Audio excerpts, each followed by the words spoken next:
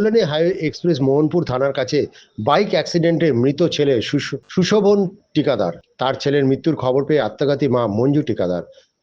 এই ঘটনা শ্যামনগর এলাকায় শোকের ছায়া নেমে এসেছে। বাসুদেবপুর থানা পুলিশ এই সুইসাইড নোটটি উদ্ধার করেছে। গতকাল রাতে বাড়ি ফেরার পথে মোহনপুর থানার কাছে একটি ট্রাক ধাক্কা মারে সুশোভনকে। ঘটনাস্থলে মারা যায় সুশোভন। এরপরে মা বিএন বোস হাসপাতালে দেখতে যায়। বাড়ি ফিরে এসে নিজের ঘরে গলায় দড়ি দিয়ে আত্মঘাতী হন মা। ছেলের অ্যাক্সিডেন্টের খবর শুনে মায়ের আর কি নিজেই গলায় ফাঁসি দিয়ে মারা গেছে। কেমন ছেলে ছিল?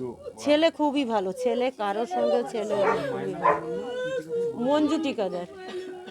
তারপরে আপনারা শুনলেন যে না, ও আর আমি ওই ছেলে যখন ছোট, আমার ছেলেও ছোট, আমরা দুজন একসঙ্গেই থাকতাম। আমার ছেলে ও এক ক্লাসে পড়তো একই সঙ্গে সব। এই আসার সময় ওখানে আমার বাড়ি ছিল, এখন আমি ব্যারাকপুরে গেছি।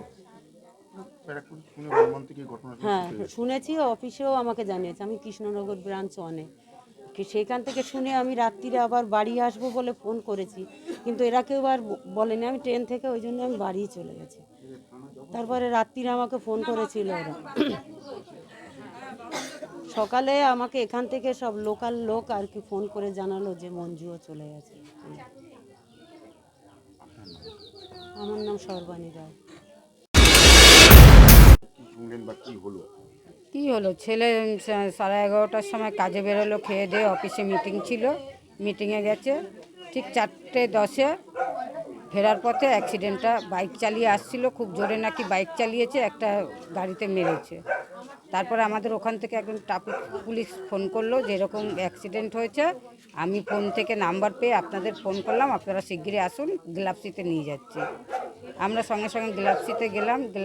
গ্লাপসিতে এসজিও ফেসজিও কী করলো, করার পরে ওরা রেফাই করে দিল বীরেন বসে।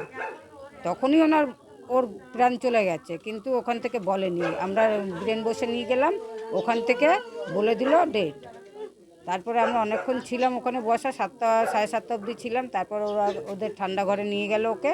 আমরা সবাই বাড়ি চলে আসলাম, ওর মাকে নিয়ে বাড়ি চলে আসলাম। আসার পথে এখানে অনেক রাত অবধি লোকজন ছিল, এই দিক ওদিক দৌড়াদৌড়ি করছিল। রাতে 1টা অবধি এখানে লোকজন ছিল। তারপরে সবাই যে যার বাড়ি গেল, আমি ওর মার কাছে আমিই ছিলাম।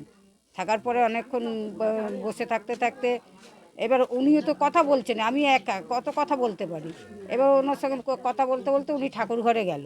ঠাকুর ঘরে যাওয়ার পরে উনি ওখানে বসে রইল। আমি 3বার করে গেছি ঠাকুর ঘরে দেখতে, দেখি উনি পা ঝুলিয়ে বসে আছে।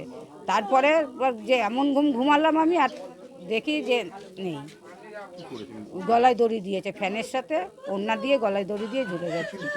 হ্যাঁ, একটা নোটবুক লেগে গেছে যে ওনার যা আছে, পোস্ট অফিসের বই টই যা আছে, এখানে মায়ের মন্দির করে দেওয়ার জন্য। মা ছেলে হ্যাঁ, মা আর ছেলে, আর কেউ নেই। মায়ের নাম? মঞ্জু টিকাদার, ছেলের নাম সুশোভন টিকাদার। আপনার নাম? আমার নাম শোভা দাস।